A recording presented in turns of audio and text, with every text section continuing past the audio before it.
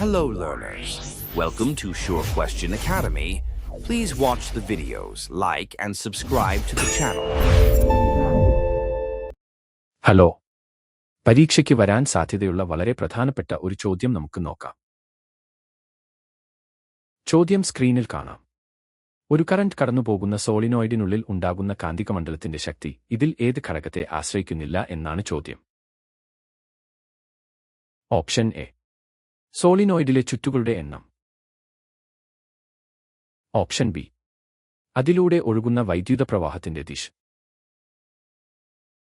Option C, സോളിനോയിഡിന്റെ ആരം. Option D, കോറിന്റെ പദാർത്ഥം. ഇതിൽ ഏതായിരിക്കും ശരിയായ ഉത്തരം? ശരിയായ ഉത്തരം ഏതാണെന്ന് നമുക്ക് പടിപടിയായി കണ്ടെത്താം. ആദ്യം നമുക്ക് ഈ സോളിനോയിഡിന്റെ ചിത്രം ഒന്ന് നിരീക്ഷിക്കാം. സോളിനോയിഡിന്റെ കാന്തികമണ്ഡലത്തിന്റെ ശക്തി പ്രധാനമായും 3 ഘടകങ്ങളെയാണ് ആശ്രയിച്ചിരിക്കുന്നത്. ഒന്നാമതായി, കോയിലിലെ ചുറ്റുകളുടെ എണ്ണം. ചുറ്റുകൾ കൂടുമ്പോൾ കാന്തികശക്തി എങ്ങനെ കൂടുന്നു എന്ന് ചിത്രത്തിൽ ശ്രദ്ധിക്കൂ. രണ്ടാമതായി, വൈദ്യുത പ്രവാഹത്തിന്റെ അളവ്. കൂടുതൽ കറന്റ് ഒഴുകുമ്പോൾ കാന്തികശക്തി വീണ്ടും വർദ്ധിക്കുന്നു. മൂന്നാമതായി, കോറിന്റെ പദാർത്ഥം.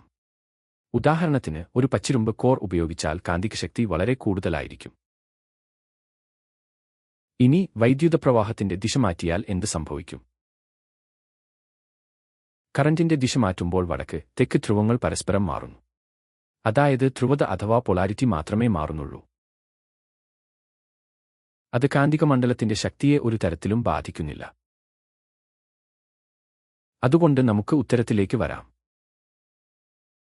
കാന്തികമണ്ഡലത്തിന്റെ ശക്തി കറന്റിന്റെ ദിശയെ ആശ്രയിക്കുന്നില്ല എന്നത് വളരെ വ്യക്തമാണ്. അതുകൊണ്ട് ഓപ്ഷൻ ബി ആണ് ശരിയായ ഉത്തരം.